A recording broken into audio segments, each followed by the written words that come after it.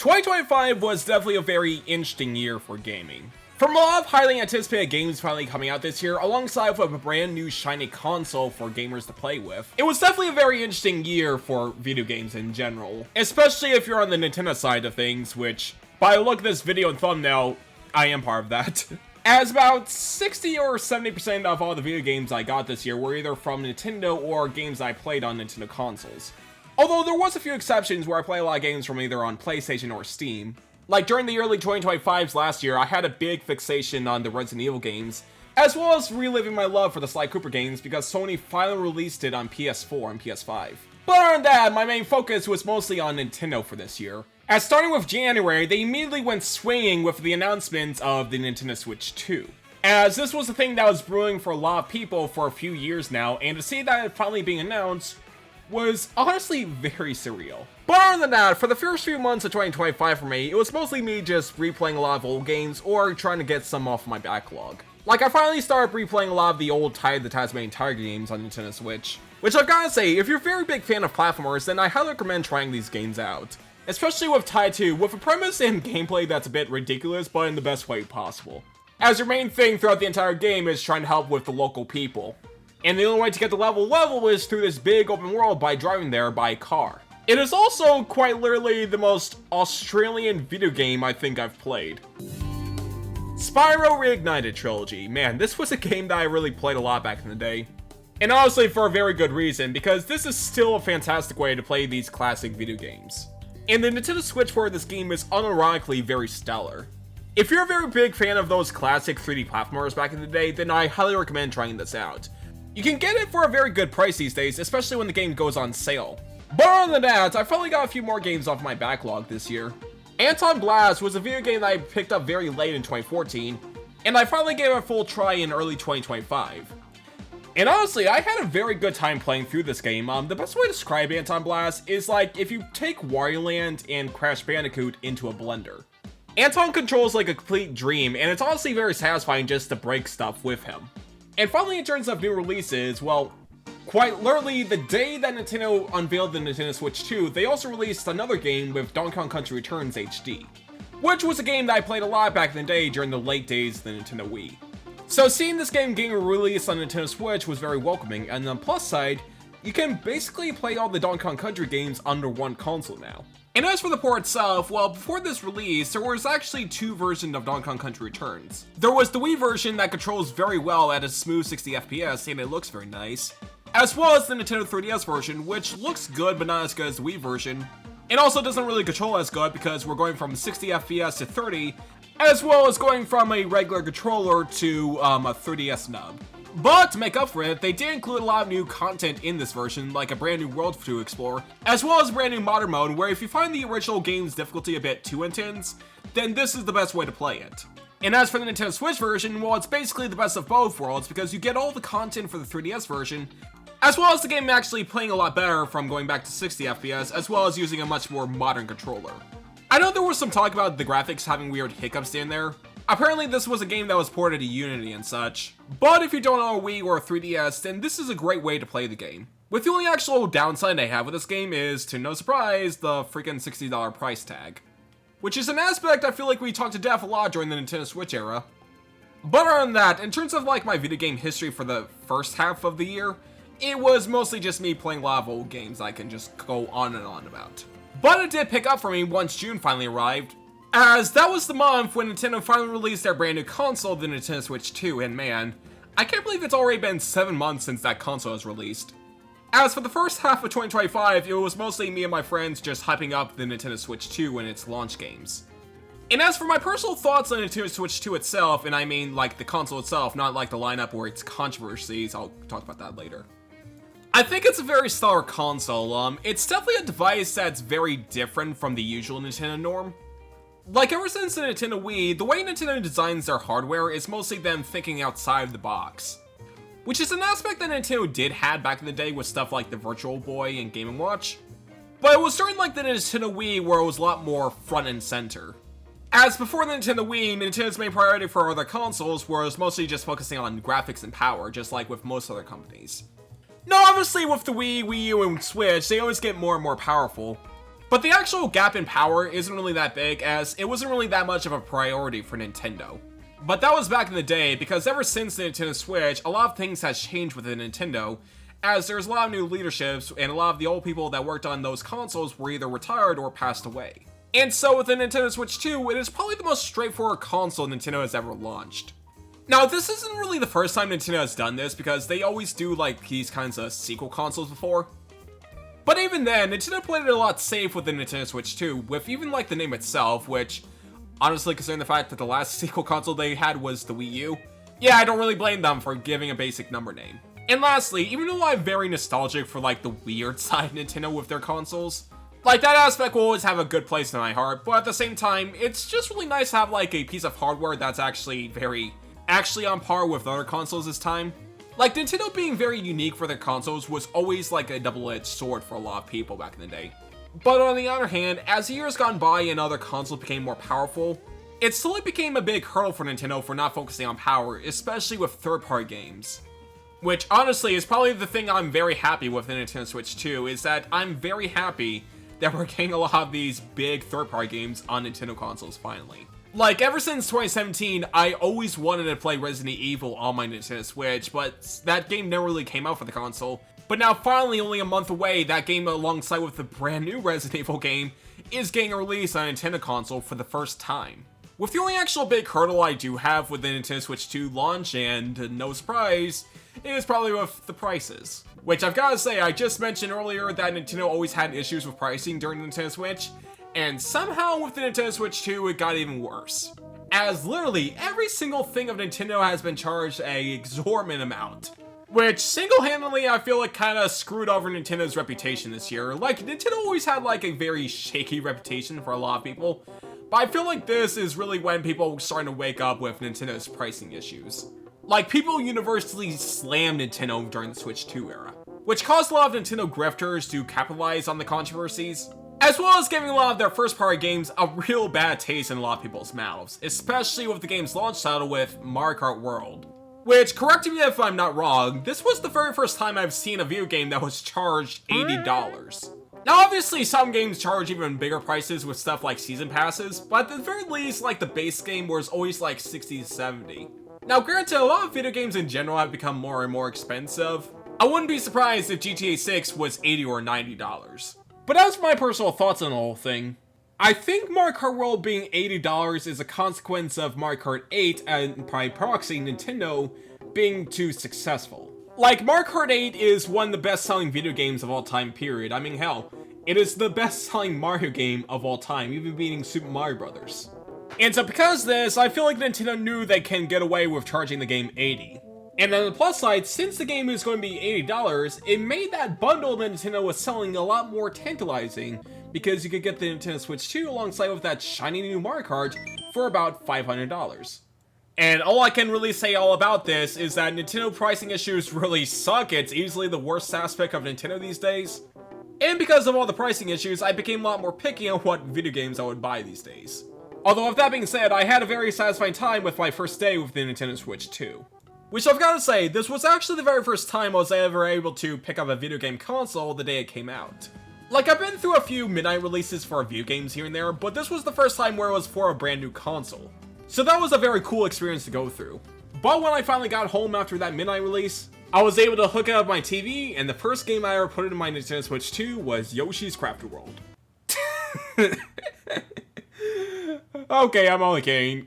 It was the first game I ever put in my Nintendo Switch 2, but the first game I actually played on the new console was Yoshi's Island.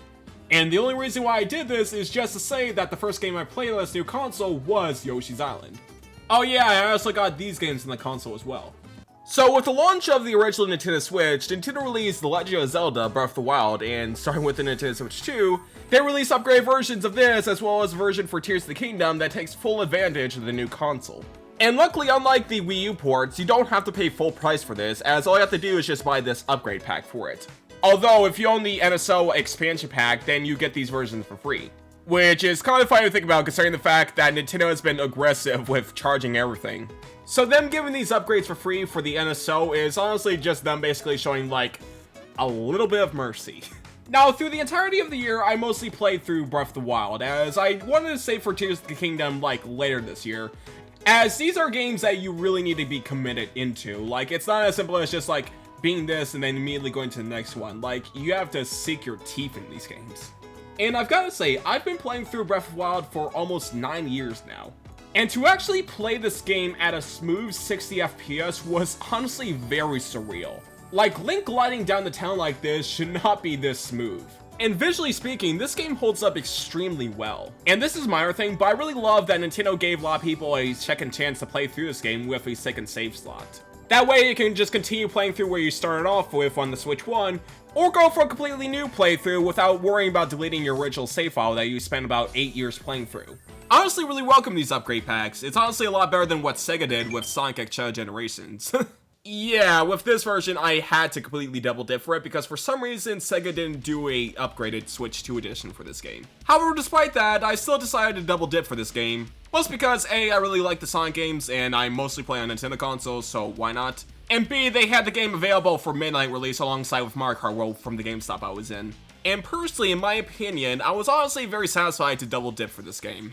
As Sonic X Generations in general is a fantastic package, as you get two of some of the best Sonic games out there. And to actually play through Sonic Generations at 4K 60 FPS is honestly a sight to behold. And Shadow Generations is unironically one of the best platformers that released during the 2020s. So I was very happy to actually have a good excuse to play through this game on this shiny new console. And finally, before I talk about the big one, I decided to pick up Cyberpunk 2077. Now, I've got to say, I've never actually played through this game before. I know it was like a very hyped game back in the day. And when Nintendo was marketing the Nintendo Switch 2, they were heavily marketing this game as like a big showcase on like the graphics for the game. And man, it is a really good first impression. It is honestly very weird playing a game like this with so much graphics and such on a Nintendo console. Especially when you compare it to other AAA games that were ported down to Nintendo Switch 1. So having a game like this released on Nintendo Switch 2 honestly shows a very promising future in terms of third-party support for the console. But of course, if you're actually buying the Nintendo Switch 2, I'm pretty sure that 90% of the people who bought it also bought Mario Kart World as well. Which I've got to say, it is honestly very wild that it's been about 11 years since we got an actual console release for Mario Kart. And then suddenly just one day, they announced a brand new entry alongside with the Nintendo Switch 2. But unfortunately, the actual hype for this game was kind of bumpy, especially compared to like other Mario releases. As Mario Kart World basically became the poster child for a lot of Nintendo controversies of last year. It was also a very popular talking point for a lot of Nintendo grifters as well. And all I can say about the whole controversies of everything Nintendo last year is that I do not blame anyone at all for being very critical towards Nintendo. Mario Kart World being $80 is f***ing ludicrous, and it really shows that Nintendo has currently become very complacent. And the funniest thing about this is that despite all the controversies, I honestly still think Mario Kart World ended up being a very, very good game. This game is not worth $80, however, but at the same time, I do say this is probably my top 5 favorite Mario Kart games.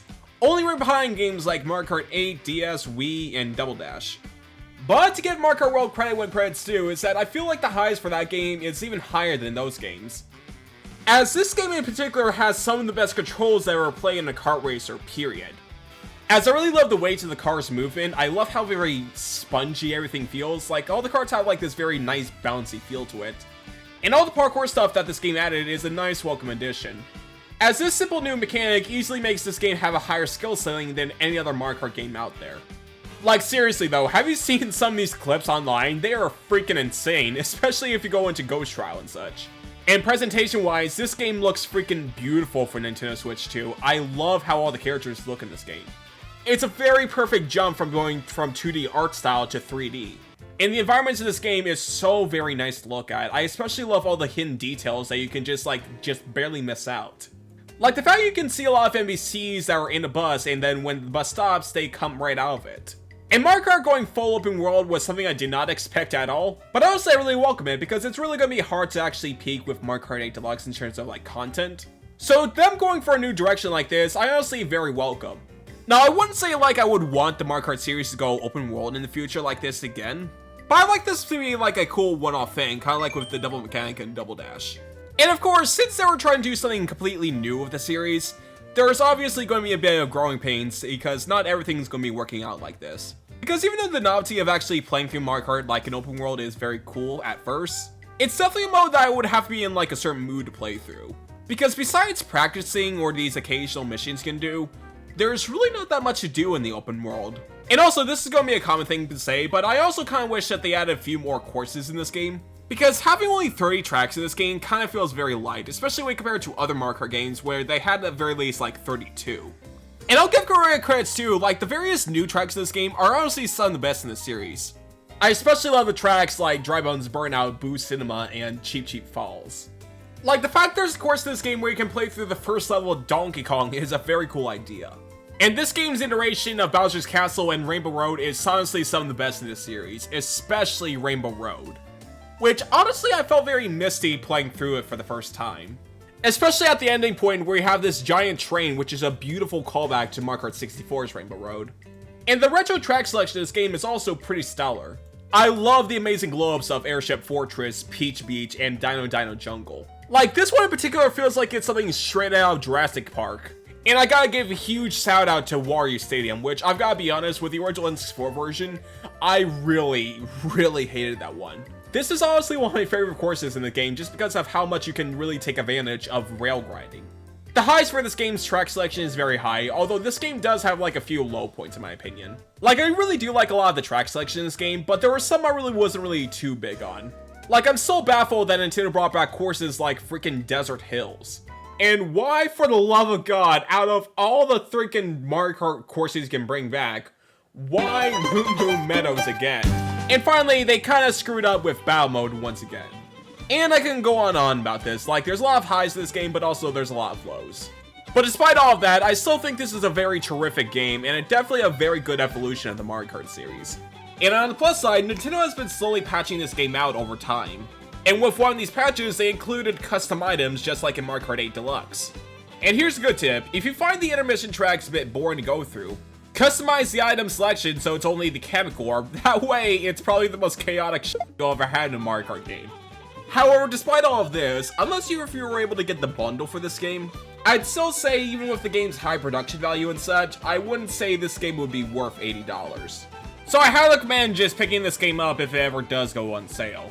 Key word is if though, considering Nintendo's pattern recently. But yeah, that was mostly it for all the games I played for about a month or so. I'm very happy that one of the key features of the Switch 2 is backwards compatibility. So alongside with the brand new games I can play on the console, I can still continue playing a lot of my old Nintendo Switch games. And on the plus side, since all the NSO stuff is basically unified between two consoles, this significantly helps a lot with Nintendo's issue back in the day with a lot of retro releases. Now, this was always a thing during the Nintendo Wii era, where Nintendo always had like a special catalog with a lot of their retro games. But the problem is that they always have like this tendency to constantly drip feed these releases. And every time a brand new Nintendo console comes out, they always restart their retro catalogs from scratch. This happened with the Wii U and the Nintendo Switch. But since Nintendo's online service is a lot more modernized than ever, all of Nintendo's retro catalog from the Switch 1 immediately transfers to the Switch 2, meaning that we don't have to freaking drip feed for Super Mario World again. And on the plus side, this just means that Nintendo can simply continue releasing more and more games for the Nintendo Switch Online and such.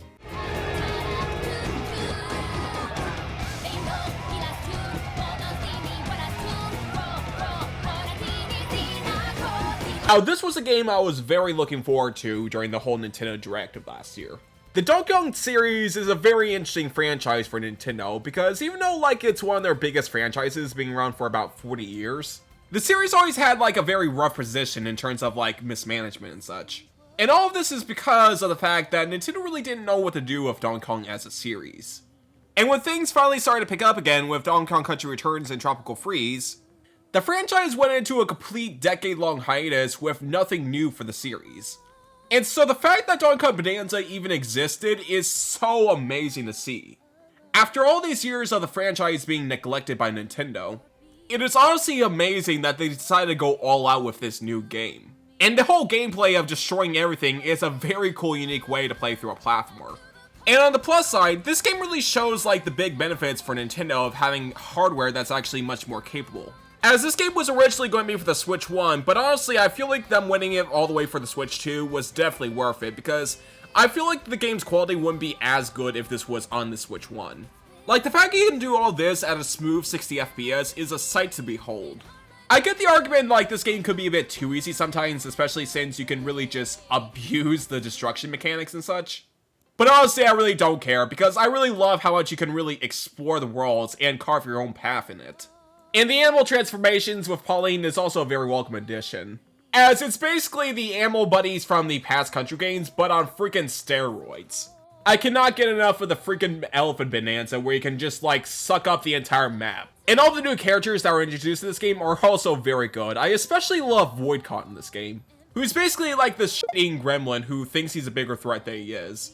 And I even like the inclusion of Pauline in this game, whose chemistry with Donkey Kong is basically equivalent of like Ralph and Vanellope or something. And I think the cherry on top of all of this is that even with all the crazy new stuff DK explores, it still honors the legacy of the 40 years that the Donkey Kong series has been around with. So not only DK's journey is about going into the core of the earth, but it's also going back to the roots of his series as well. As this game feels like a true love letter to Donkey Kong's heyday during the Rare era. Like seriously though, even though that this wasn't made by Rare, this game honestly has the most Rare-coded aura I ever seen. Like one of the common NPCs you would be seeing throughout the entire game are these things called the Fractonians, which honestly feels like creatures you would see out of a Rare game with them big old googly eyes and such. And to top it all off, this is the game that brought back one of Nintendo's most legendary villains of all time. King K. Rool honestly had one of the greatest comebacks I've ever seen from a Nintendo character, period.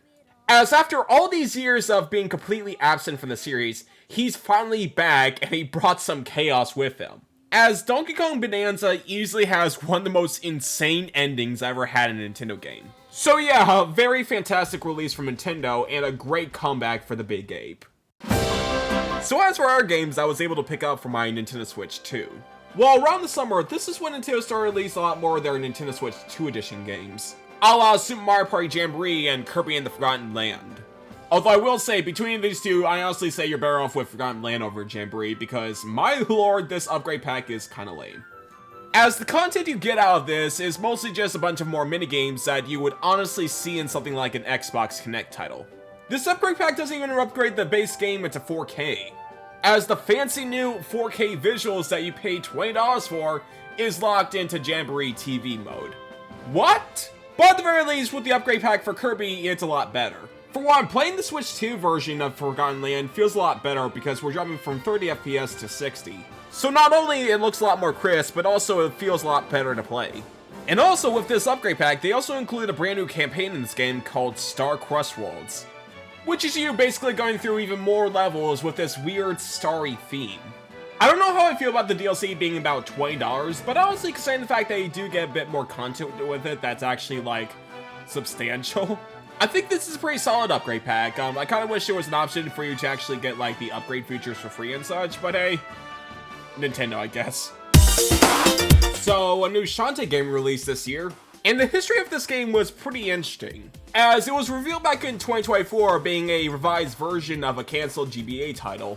Which on paper sounds really cool, like it's not every day you could see like a cancelled game get revived like this. But unfortunately this whole thing came with a big monkey paw, is that the whole game is being distributed by Limited Run. They had to delay it for a good while just because Limited Run just couldn't figure out how to ship it. Which, funny enough, isn't too far different from the recent controversies with the whole Sonic X Shadow Collector's Edition. But eventually the game was released on Game Boy Advance around April of last year, and it only took them 4 months later to actually release it digitally on every other platform. Although, you were basically able to play it instantly online because, keep in mind, it was still a GBA game. And as for the game itself, I thought it was a pretty solid little Metroidvania title. It's not going to be blowing your mind or anything, especially if compared to like other Metroidvanias that released this year. I think the best way to describe the Shantae series in general is that it's basically the Mario RPG equivalent to Metroidvanias. As in, it's basically kind of like a gateway Metroidvania. As even though this game is fairly simpler compared to other titles in the genre, it's still pretty fun to play through this game, and I think the best aspect of it is that it has a pretty good pace to it. I wouldn't say like this would be my favorite game in the Shantae series, in fact I say you're better off playing with Pirate's Curse. But despite that, I still think Shantae Advance is pretty fun. Now, besides June, I think the month I can safely say had the biggest lineup for me was easily with September. As early that month, it started off swinging with Hollow Knight's Silksong. Now, I haven't really played too much of this game as I basically kind of put it in my backlog because there were other games I wanted to focus on. But man, for the few hours I actually played, it was honestly a great experience. Like, for one, this game looks freaking beautiful. Like, the first Hollow Knight was already a very good looking game, but honestly, I think this one takes it up a notch. And I think the best aspect of the game's presentation is easily with, like, the ambience. Like, it really does feel like you're exploring, like, these very dark caves. And the enemies in this game will definitely give a run for your money. Like, I died multiple times in the same area, and I've still yet to actually progress through it because I keep dying a lot. And of course, I gotta give a big shout out to Sherma.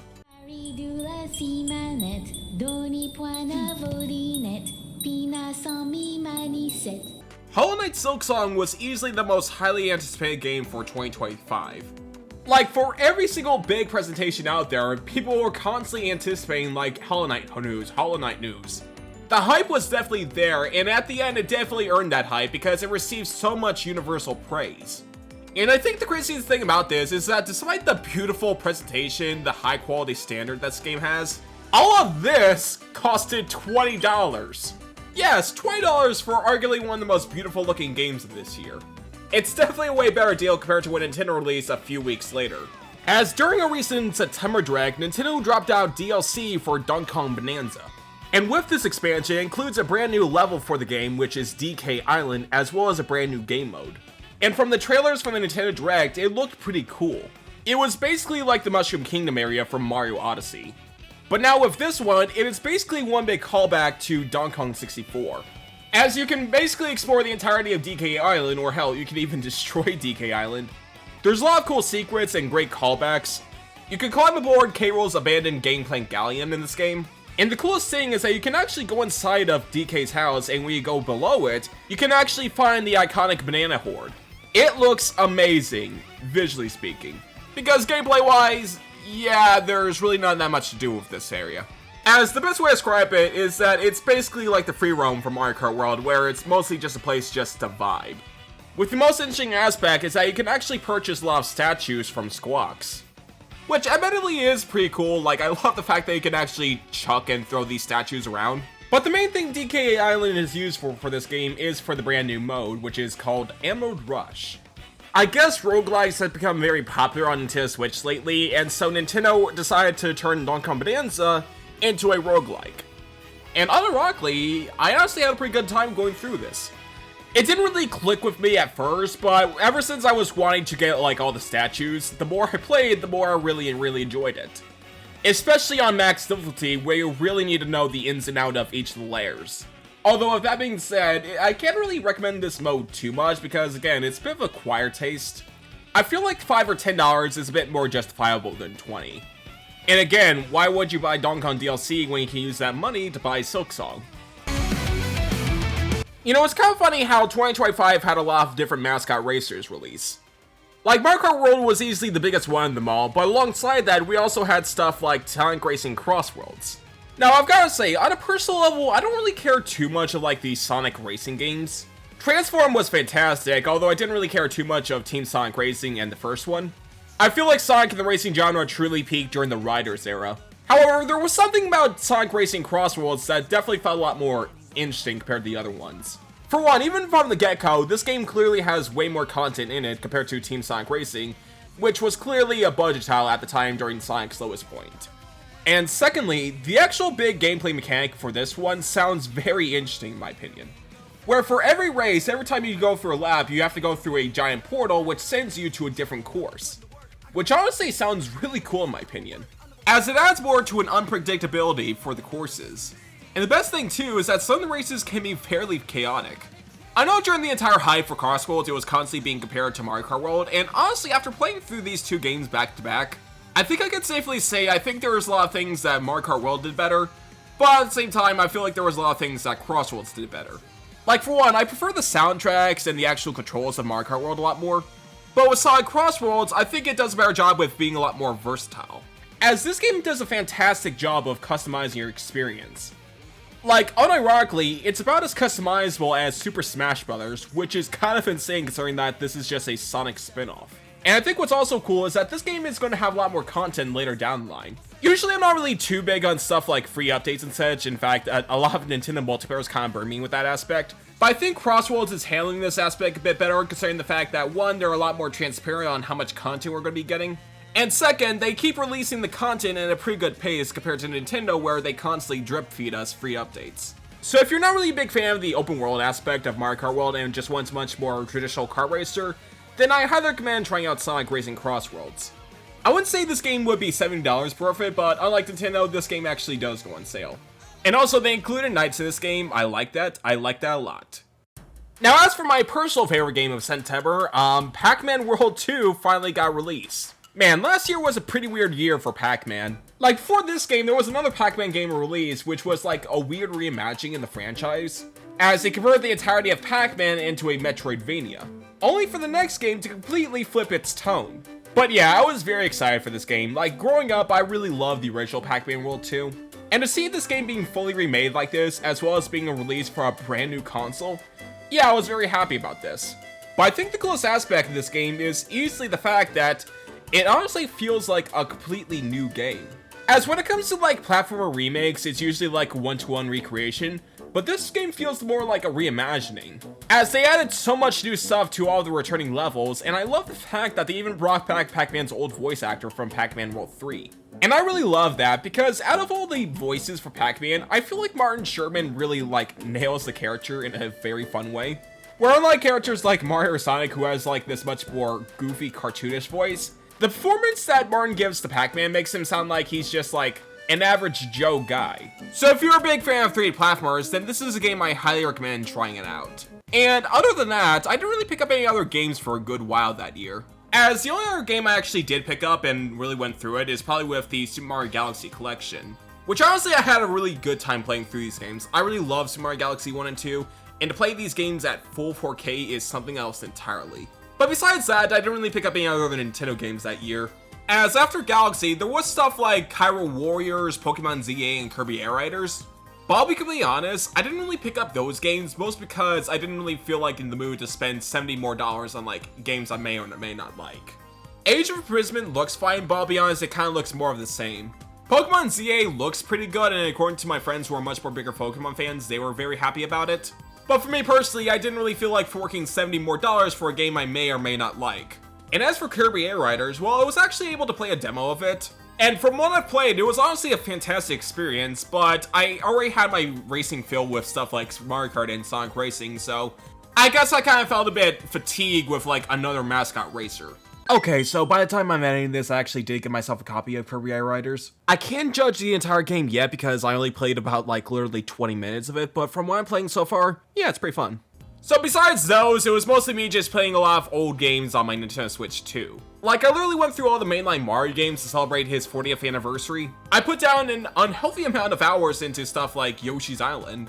And I was given a free code by a friend for a game called Five Nights at Freddy's Secret of the Mimic, as I have a sister who is a massive fan of Five Nights at Freddy's, so I thought why not just have like a fun game night with her with the game. And I'll be damned, I didn't really have that much expectations for the game, but after playing through it, I honestly can safely say this was a pretty good game. And even though I didn't really get scared too much of the game, I gotta say the main villain of it was surprisingly very intimidating just because of how aggressive it is. And after I finished this game, I kind of went into a Five Nights rabbit hole with my sister as we played through like all of the Five Nights at Freddy's game. Like, I do not know why, it was mostly because we went to see like that new movie and it made me in a big mood for Five Nights at Freddy's.